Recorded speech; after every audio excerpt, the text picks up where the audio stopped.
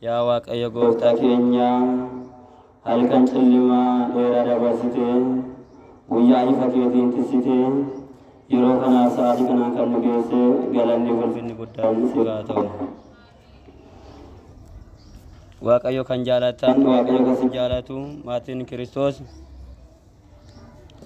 Kiristoosin kiristaana kan jedhamtan ilmaan ilmummaa kan fudhatan hafuura qulqulluudhaan maatii hafuuraa jedhamtanii kan waamamtan guyyaa 48 mucummaa Waaqayyo kan fudhatan hundumti keessaniyyuu Waaqayyo yeroo isaa dabarsee guyyaa isaa eebbisee yeroo kanaan nu ga'eeraatiin maqaa Waaqayyootiin nagaa isin gaafadha.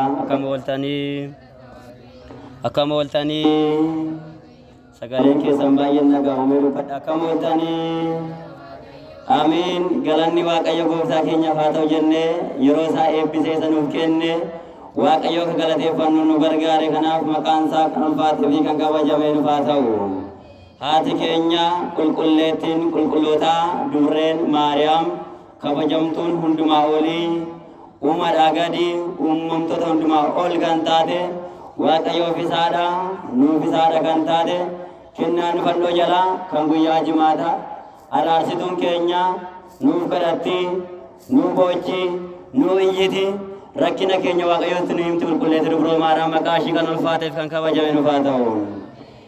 Ergamoota qulqulloota wareegamtoota abbaa keenya qulqulluu Gabroos Qudus dabalatee guyyaa eebbifamaa fi yaadannoo ji'a isaatiin kan nu ga'e Waaqayyoon gooftaan qulqulloota nuuf kenne kabajni qulqulloota hundumaa olitti kan ulfaatee fi kan kabajame nuuf haa ta'u.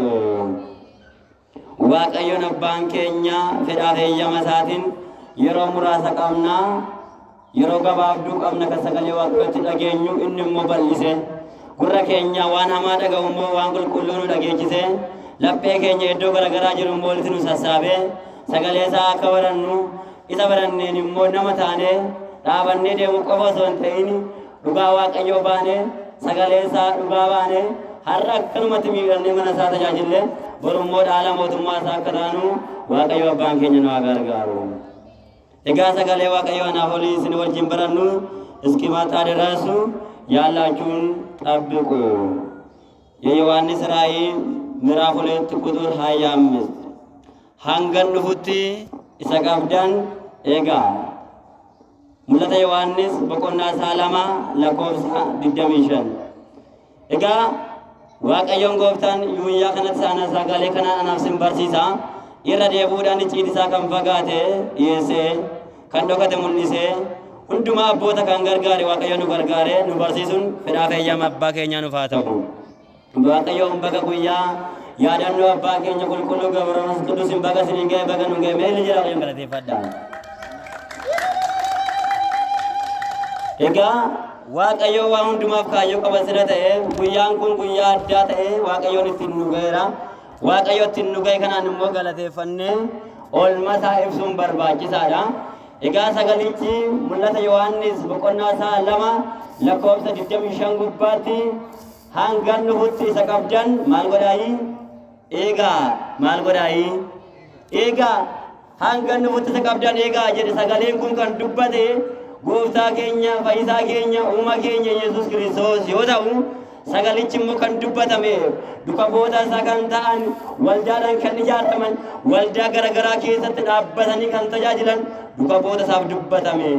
Kaayyoon sagalee kana Waaqayyoon lammaffaa akka dhufu inni biroo immoo waan nutti kennee nu biraa deeme sana gaafa dhufu akka nu gaafatu isa qabdan maal godhaayi? Mee dubbadhaa maal godhaayi? Isa gara biraan ta'ina sagalee keessan yaada keessan gara biraa miti garam gochuu qabna gara sagalee Waaqayyoo gochuu qabna akka isa wajjin taanu Waaqayyo nu haa gargaaru. Egaa waamicha maqaa isaa kabajnii fi galanni isaaf haa ta'u nuti waa'ee isaa dubbachuu hin dandeenyu nu waa'ee isaa dhaggeeffachuu hin dandeenyu kanaaf qulqullichi Efreem inni Sooriyaa maal jedhe guyyaa kamisaa keessatti galata dubroo Maariyaamii dubbachuu kan danda'u arraba kamii dhaga'uu kan danda'u gurra kamii dhaggeeffachuu kan danda'u laphee kamii inni hundumaa ol kan ta'e waanni arjaan dubroo Maariyaamii irra dhalate kanaafuu waa'ee dubroo Maariyaamii dhaggeeffachuu kan danda'u eenyudha. Kanaafuu anaafsini amma sagalee Waaqayyoo dhaggeeffachuu kan danda'u eenyu kan jedhu sirriitti jabeessinee beekuu qabna. Egaa mul'ata Yohaannis boqonnaa isaa 2:25 gubbaatti hanga nufuutti isa qabdaan eegaa yoo jedhu Waaqayyoon abbaan keenya akka fedhaaf jaalala isaatti guyyaan boruu guyyaa ol bahiinsaa jedhama yookaan immoo ergati kan jennu sana Waaqayyoon du'ee guyyaa sadaffaatti du'a moo'ee guyyaa 40ffaatti immoo gara samiitti ol bahe galanni bilfinni Waaqayyoof haa ta'u.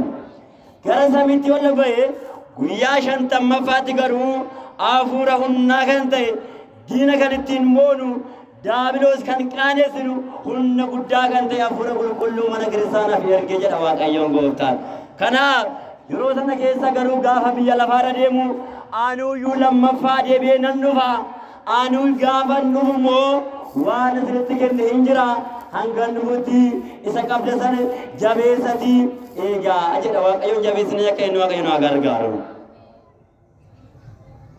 Egaa kana gaafa dubbatu Yohaannis jechuun gammachuu jechuudha. Yohaannis kuni duka boota 12 keessaa tokko kan ta'edha. Akkasuma duka boota 12 keessaa umuriidhaan xiqqaa kan ta'edha.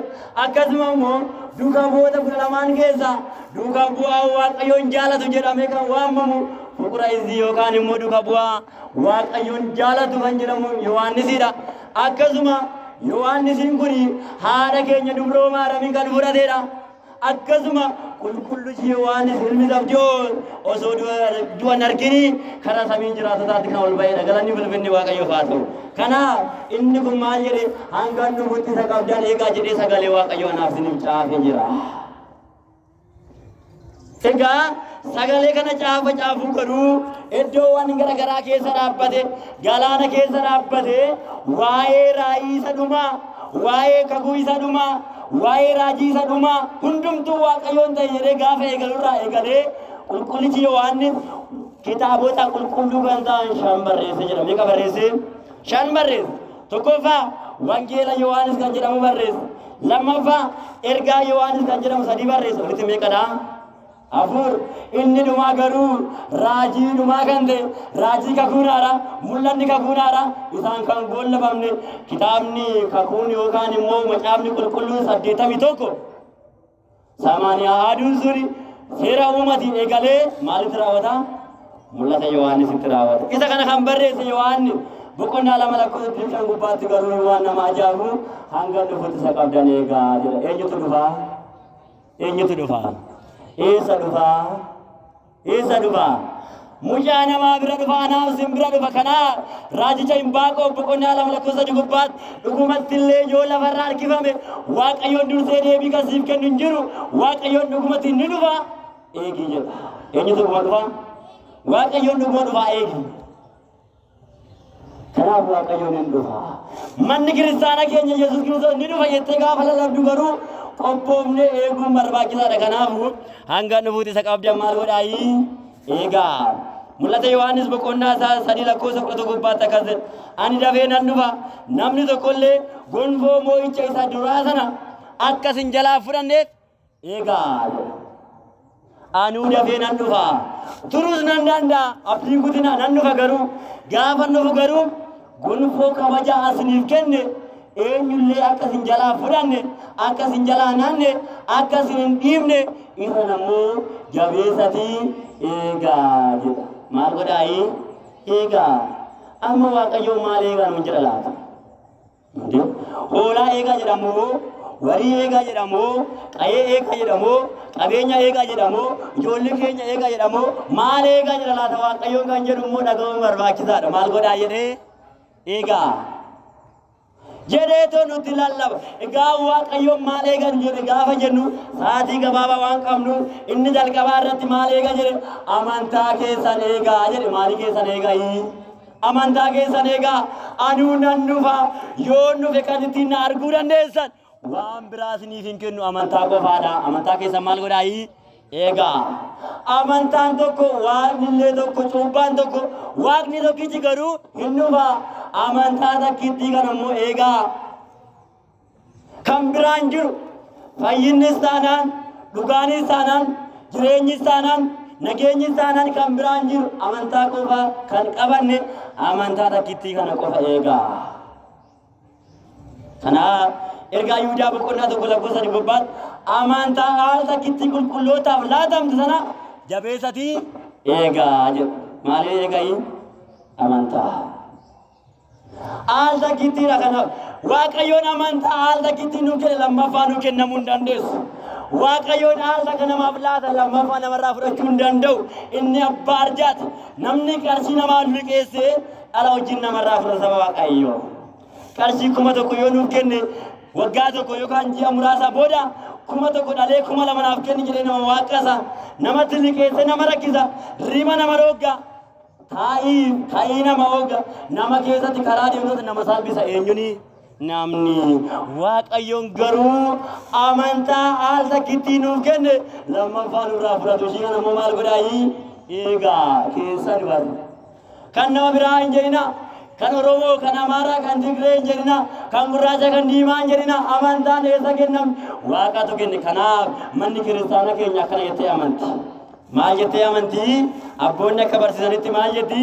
Amantaa keenya kana kan bu'uuresse Gooftaa Yesuus Kiristoosidha jettu. Eenyu bu'uuresse? Gooftaa Yesuus Kiristoos.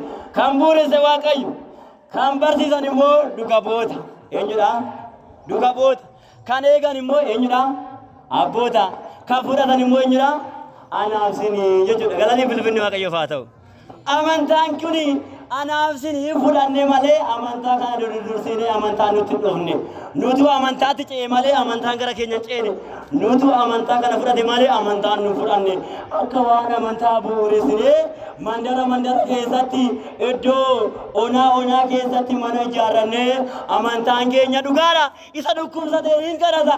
Kan jennu kun soba amantaan takkitti kan Kiristoos bu'uuresseedha. Galanni bilbilli abbaa keenyaaf haa ta'u. Kanaaf ishii kana maal godhaayi? Eegaa. Maal godhaayi? Eegaa kan biraa hin ilaalina hin jiru kan soba maal ta'a? Kanaaf amantaa haala takkitti qulqullootaaf kennamte jabeessatii eegaa. Ammallee immoo maal jedhe nan dhufaa jedhe eenyutu dhufaa? Waaqayyo eenyu bira dhufa jennu? Anaaf sin bira dhufa laphee keenya qulqulleessuun barbaachisaadha waan ta'eef. Maal jedhe? Nan dhufa immoo yoo dhufu akka hin qaanofneef namni ana gammachiisuu danda'u amantaadhaan malee Waaqayyo gammachiisuu hin danda'amu jedha. Amantaadhaan malee maal gochuu hin danda'amu? Waaqayyo gammachiisuu hin danda'amu. Qabeenyaan Waaqayyo gammachiisu, miidhaginaan Waaqayyo gammachiisu, hojii biyya lafaatiin Waaqayyo gammachiisu, beekumsaan Waaqayyo gammachiisu hin danda'amu. Kan danda'amu amantaa qofa. Kanaaf maal godhaayi? Eegaa tiksaa akkasiin hin maminaa. Akka waan dhugaa hin taanetti shakkinaa. Kasiniif kenne kasiniif bu'uuresse Kiristoos. Kan nu barsiisan duuka bu'oota kan eegan abboota anaaf sin waan fudhanne eegaa maal jedhe immoo tokkoffaa Mootota boqonnaa 21 lakkoofsa tokko gubbaatti beekaa qulqulluu kan ta'e Naabuteen maal jedhe mooticha Akaab kan jedhamu maal jedhe wayinii kana naaf kenni jedhe. Maalii kana naaf kenni? Wayinii kana naaf kenni jenna lakki dhaala abbaa faara gooti dabarsee akkasiif hin kennine osoo siif kenneeyyuu kanarraa Waaqayyo naa baraaru ani immoo dabarsee siif hin kennu jedhe. Galanni bilfinni Waaqayyoof haa ta'u. Kanaaf dhaala abbaa keenya kan taate amantaadha malee waan biraa miti. Dhaala abbaa keenya kan taate Waaqayyoon dhaala godhee kan nuuf kenne qabeenya keenya kan nuuf kenne dhaaltummaa kan nuuf kenne waan biraa miti. Waaqayyoon amantaa nuuf kenne. Amantaa abbaa kooti dabarsee kennuu hin danda'u. Kanaaf yoo feete morma kee fudhadhu, yoo feete na balleessi, yoo feete na ajjeesi, yoo feete ibidda na buusi, garuu amantaa abbaa koo faadha koo dabarsee siif hin kennu. Har'a garuu maallaqaaf jennee fayyuudhaaf jennee quufnee osoo hin beelayin osoo hin rakkatin osoo qorumsa hin argin amantaa keenya kan salphisaa jirra. Isa kana eegaa maal godhaayi? Eegaa.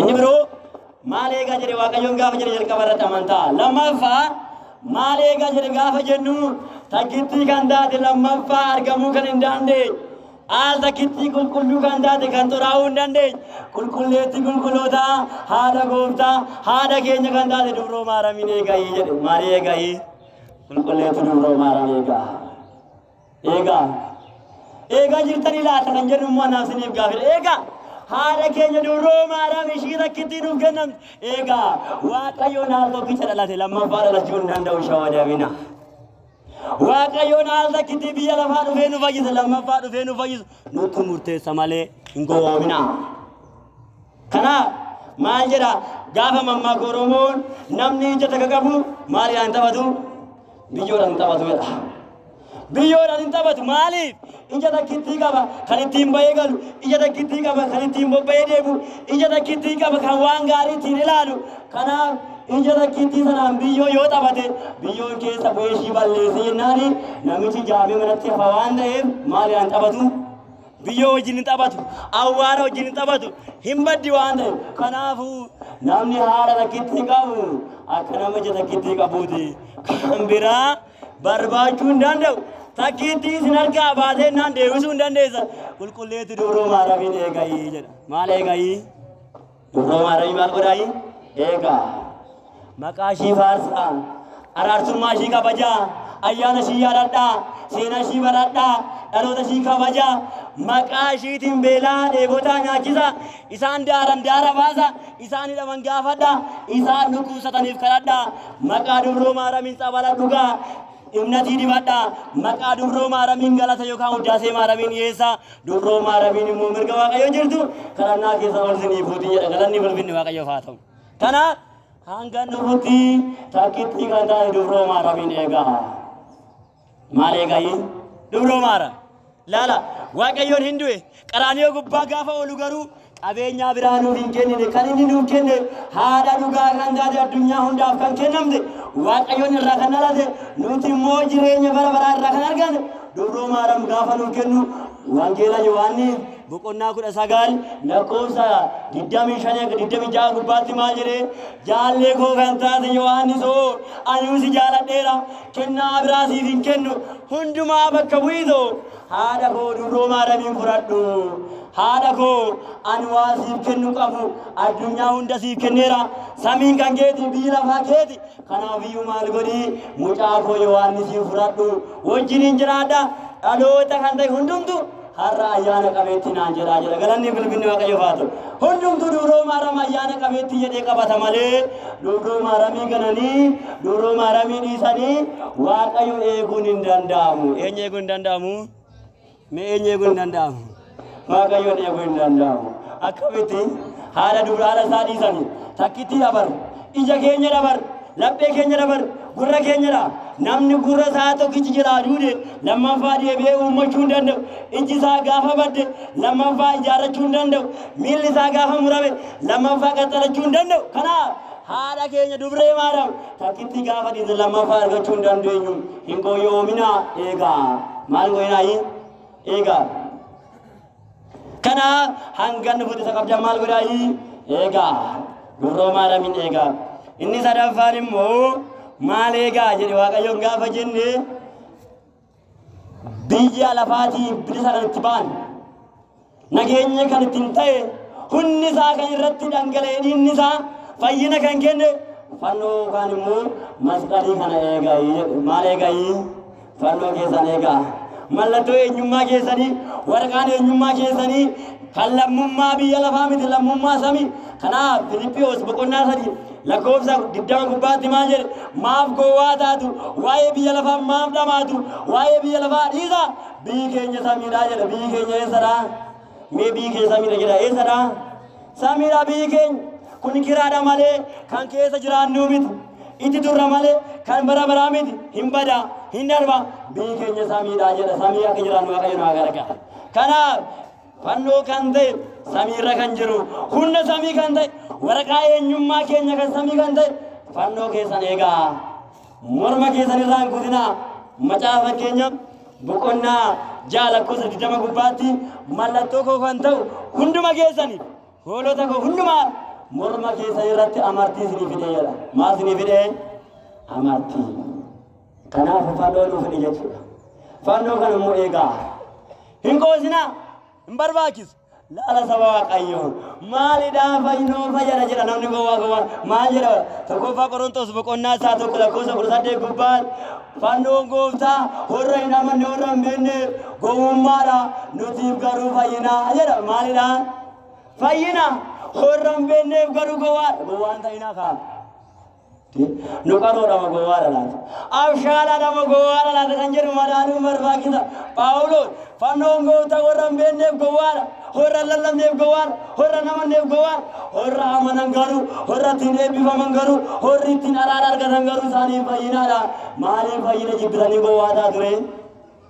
maaliif fayyina jibbitanii duwwatti deemu ture hin barbaachisu kanaa hanga dhufuutti fannoo keessan eegaa jedha maali keessan eegaa fannoo keessan eegaa saba waaqayyo waggaa 5,500 garba isaan ilaala garba jedhamne nama osoo hin ta'in seexanaaf booji'amne bilisummaa dhabne nageenya dhabne waaqayyoon guyyaa jimaataa fannoo gubbaa olee nageenya nuuf kennu eessa olee fannoo gubbaa olee amma fannoo gatuuni fannoo eeguu diduuni garbummaa waggaa 5,500 ammallee anaa deebisii jechuudha waan biraan qabu seexanaaf garba ta'uun barbaada jechuudha waan biraan qabu warra fannoo gatan warra azaab warra hin amanne wajjin tokko hin ta'ina kanaaf Yaaqoob 4 gubbaatti maaliif isin warra hin amanne wajjin hin jiraatinaa hin deddeebinaa walitti firooman godhatinaa isaan fannoo waaqayyoon beekan isaanii haadha isaa dubroo maarra hin beekan isaan amantaa dhugaa hin beekan maaliif isaan wajjin gowwaa taatu isaan wajjin dhamayina isaan maal jedhu al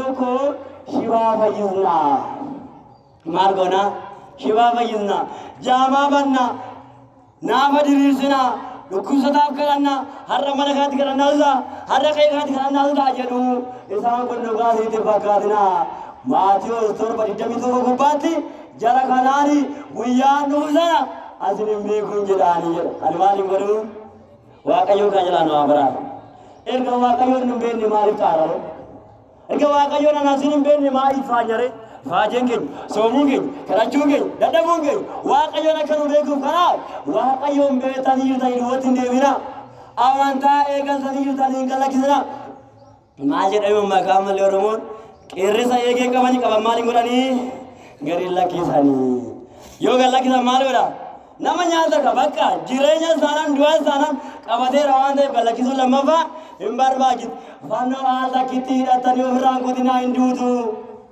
al takkitti isiniif kennamte eegaa malee kan biraa hin hawwinaa du'a malee kanaaf yoo garummaa waggaa 5,500 barbaadan fannoo keessaniisa garbummaan ammaa immoo kan bara baraati ganama isaa diramanii mootummaa waaqayyoon kanaafuu mootummaa waaqayyoo dhiyaate maal ta'ii gaabbii garaa waaqayyootti koottaa waaqayyoo jintaa kanaaf hanga dhufuutti isa qabdaan eegaa kan jedhu sadaffaa irratti fannoo gooftaati fannoo nuuf kenname kanaafiyyuu maal jedha Maatiyos 16:24 gubbaatti namni tokko na duuka bu'uu yoo barbaade fannoo koo baatee na duukaa bu'u jedhe fannoo kan jedhame waa lama tokkoffaan rakkina gooftaati lammaffaan fannoo morma keenya irratti hidhannu kan waaqayyo irratti fannifame rakkina gooftaa yoo jennu waaqayyoon nuuf jedhee soome waan ta'eef soomuun waaqayyoon nuuf jedhee kadhate waan jedheef kadhachuun waaqayyoon nuuf jedhee rakkina godhate waan ta'eef rakkina arguun amantaa qorumsa arguun rakkinaan ari'atamuun beela'uun yoo jiraatillee fannoo gooftaa waan ta'eef eegaa hin dhiisina inni ari'atamu har'aa fi ari'atama bolgaruu maal ta'a mootummaa isaatti dhugaa ba'a kanaaf guyyaa har'aa sirna galata irratti qiddaasa irratti wangeelli dubbifame wangeela qulqulluu Luqaas boqonnaa 12 lakkoofsa 8 gubbaarraa maal jedha waaqayyoon gooftaan namni nama ta'ee ana biyya lafaatti dhugaa ba'e sagalee koo lallabe dubbii koo dubbate inni sun jedha laata qa'ee keenya diiguudhaaf eenyummaa keenya balleessuudhaaf tokkummaa keenya diiguudhaaf ganamaas galgalas guyyaas halkanis hin deddeebi'a isaan kanarraa of eegaa hanga dhufutti maal godhaayi isa qabdan eegaa mul'ata waan boqonnaa lama lakkoofsa 25 gubbaatti akka eenyuuf eenyu nu gargaaru waaqayyo nu gargaaru gargaarsi waaqayyo jennee rafuun immoo barbaachisu gargaarsi keenyallee hin jiru dadhabbiin keenyallee hin jiru haadholiinis hanga maanguddummaa ofiitti jabaachuu dargaggoonni akka dargaggummaatti jabaachuu daa'imman akka daa'immaatti immoo amantaa ofii eeganii guddachuun barbaachisaa. Haadha takkittii nu kennu duruu maramee eeguun barbaachisaa. Ergamoota eeguun barbaachisaa. Daandii qulqulloota hordofuun barbaachisaa. Firii isaanii ilaaluun barbaachisaa. Abboota keenya ilaaluun barbaachisaa. Kanaafuu walumaa galatti amantaa haal takkittii nuuf kennamte kana eennee mootummaa Waaqayyoo takka galu Waaqayyo abbaan keenya nu gargaaru. Dhageenyi qofa osoo hin ta'in kan dhageenya jiraachuun barbaachisaa Waaqayyo. Firii qulqulluu guufachuun barbaachisaa. Waaqayyoon firii isaan wangeela qulqulluu Maatiyos 23 gubbaatti firii 30 ilaala. Wangeela qulqulluu Maatiyos 13 boqonnaa 13 lakkoofsa 10 gubbaatti firii 30 firii 60 firii 100 irraa barbaada. Isaan kana kan buusan garuu mana koo keessa jiraatu jedheera waan ta'eef mana Waaqayyoo keessa jiraachira firii qulqulluu guufannee akka arjummaa isaatti akka deddeebinu Waaqayyo abbaa keenya nu gargaaru. Guyyaa har'aatti abbaan keenya afeen eebbisaan kadhannaan isaa biyya keenya Itoophiyaa tawaahidoo amantaa keenya rakkina mana keenya hundumaa beeka Waaqayyoon nuuf kadhatee nageenya akka nuuf kennu Waaqayyo abbaan keenya nu gargaaru. Waaqayyoon gooftaan keenya hin dhufa. Mucaa namaa bira dhufa. Tokkoon tokko keenya bira dhufa. Yoo dhufe gaafii nu gaafata. Maal raawwatte jedha. Maal dheedde jedha. Maal hojjette jedha. Anuu kanan eegnee dubbachuudha. Wangeela qulqulluu Maatiyos 25 kudhaafur gubbaadha hoo dubbisan hin argattu diluu abbaa koo ati amantaa natti kennite eegeera haadha natti kennite duroo maaram eegeera fannoo koo eegeera maqaa bara baraa eegeera qa'ee koo eegeera amantaa abboota kootii eegeera hoo narraa ati immoo murtee keenyaaf laadhu jennee afaan gaarii dubbanne Waaqayyo irra eebba akka argannu akka warra azaaboota ansin hin beeku jedhee Waaqayyoon akka hin dhariine fedhaa feeyyama abbaa keenyaa nuuf haa ta'u. Kanaaf hanga nuti maal godhaa mul'ata Yohaannis boqonnaa 2 lakkoofsa 25 kan nu barsiisa.